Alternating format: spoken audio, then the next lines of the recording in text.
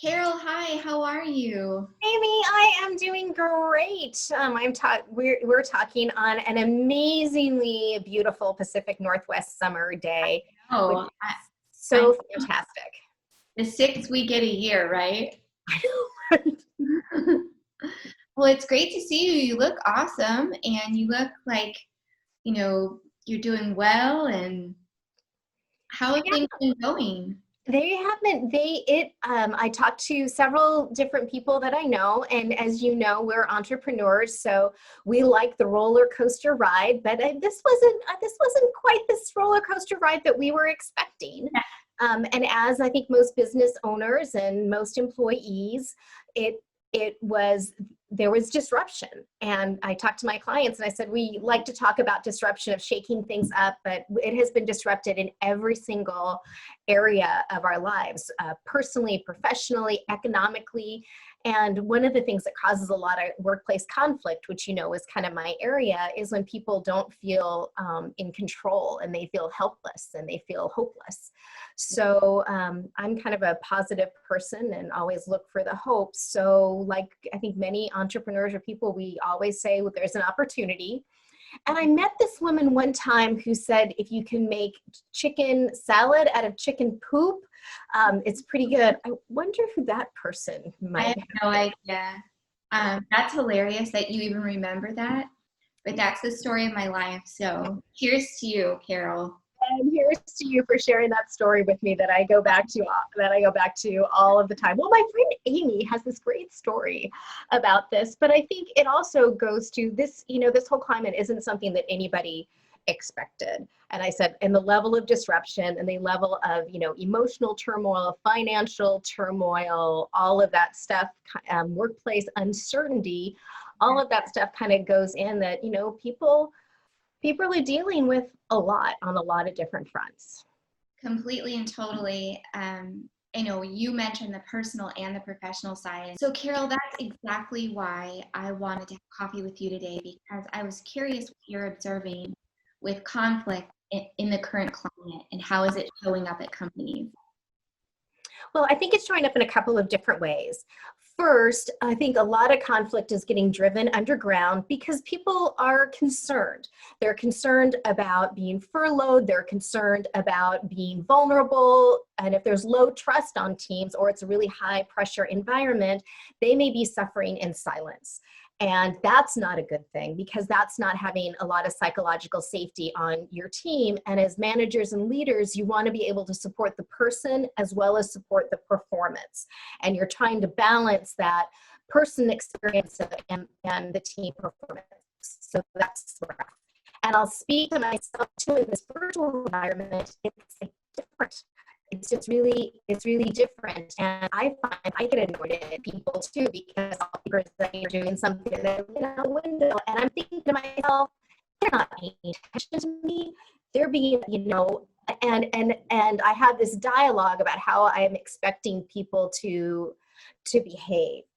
Um, so I think that can then start getting some self-fulfilling prophecies going on. And then all of a sudden we've got people who are on their last nerve. They are swamped for time. They're trying to get stuff done and they just want people to get to the point. They want to have a good productive meeting and get it there and get it done. And there are other people who are starved for contact and want to be able to talk to people. And so you may have those exact same people on your teams and you're trying to balance those two.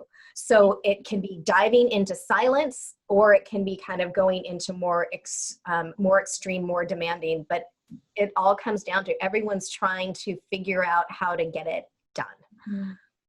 Yeah, I try to say to myself, everyone's doing the best they can do, you know, and I'm doing my best. So, in my own life so that I don't put more pressure on myself.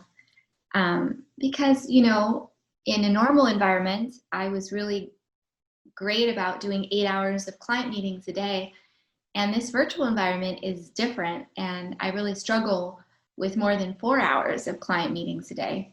So I'm just trying to practice some self-compassion. And I hear what you're saying.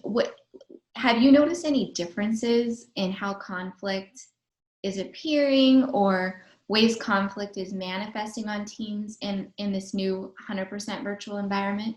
I think it's almost kind of a binary type of stuff. Either it's kind of going underground, and people are not talking, or maybe some of the habits that we had in meetings that weren't so great of, the before meeting, or the texting going through, or people using the chat to, nag or, be sarcastic and things like that. That Never again, ends.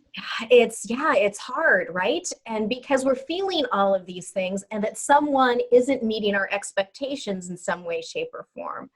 And I think in this environment, it's difficult because all of our processes, all of our habits, and all of kind of the guidelines of what we're supposed to be doing weren't designed for this unless you were a completely virtual team anyway.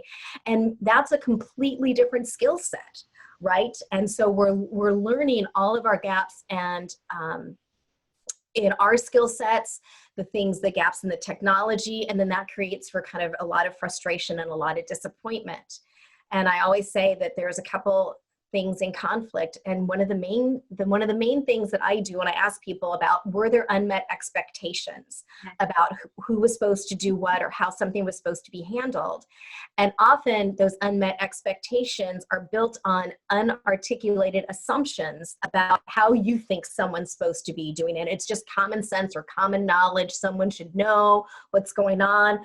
And I have heard people about taking meetings while they're lying down in bed, and I'll be like, oh, no, don't do that. There are some protocols in there, but being able to talk about expectations and assumptions, and trying to figure out, are you trying to put a round peg in a square hole with all of this virtual environment going on? And the other thing is that it's really hard to read people, and it's hard to read a room when you've got all of these faces around, and if there's a glitch between the audio and the video, or the video is glitchy, your brain is trying to process so much, while again trying to process so much of what's going on in the world. Mm-hmm.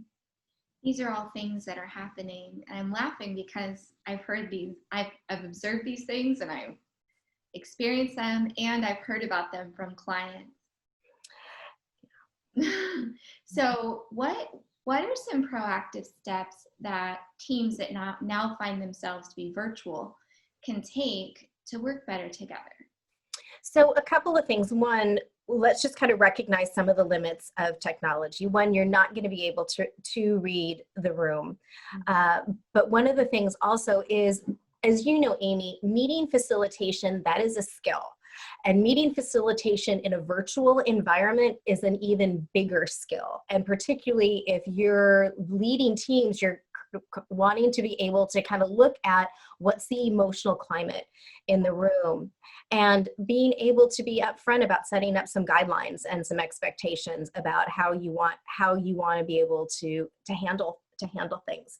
That's one. And then also maybe turn off the chat function. Yeah. How do you coach the leaders that you work with to identify the environment in the room, the emotional environment? So it's, as I said, it's particularly hard because I've seen, and you might have seen them too, snapshots of Zoom meetings in particular when you've got 50 faces on the screen in front of you. And I mean, so you can't take in that much information. Yeah. But one of the things, as a leader or as a team member, you probably hopefully you get to know your team members. And it's like, okay, is this person acting significantly different than they were before? What is that telling me?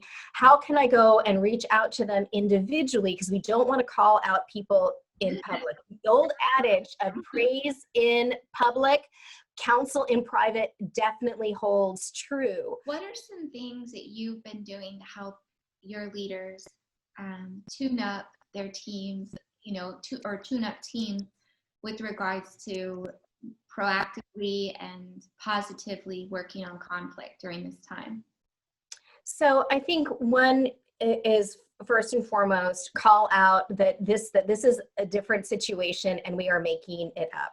but I think also go back and go to your to the values of like, say these are our values. Our values don't change. How we go about implementing them, this is a new path, and we're going to stumble and we're going to fall, but this is what we're doing. And you can also, and I'm also telling them, tell them what you're doing also. You know, if you've had a bad day, or you've been on, and I honestly heard this, where it was a Zoom meeting that started at 7 a.m. in the morning and went to 7 p.m. at night, 12 hours a day with a half-hour lunch. That's too much.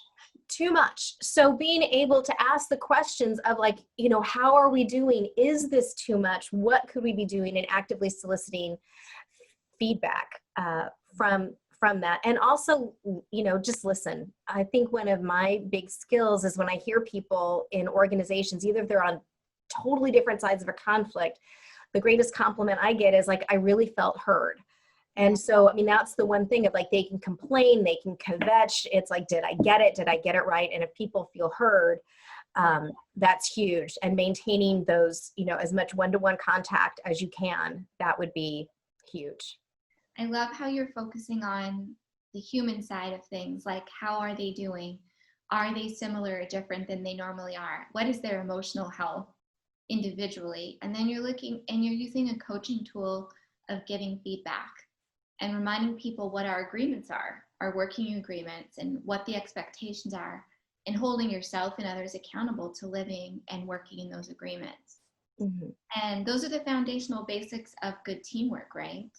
Yeah, and when you were talking, I'm reminded, for anyone who's a movie buff, there was a movie, Gene Hackman, years ago, Hoosiers, any basketball fans out there, and there's a great leadership moment in that movie. So this team of high school basketball, you know, from not a affluent area, goes to the state championships, and they walk into the field house that is huge and amazing and magnificent and nothing else that they've ever seen before in their life. And Gene Hackman kind of hands them, I think this is how it went, hands them a tape measure and says, I want you to measure the line from the free throw line to the base. Well, how is it? I want you to measure the court. How is it? I want you to measure the length this way. How is it?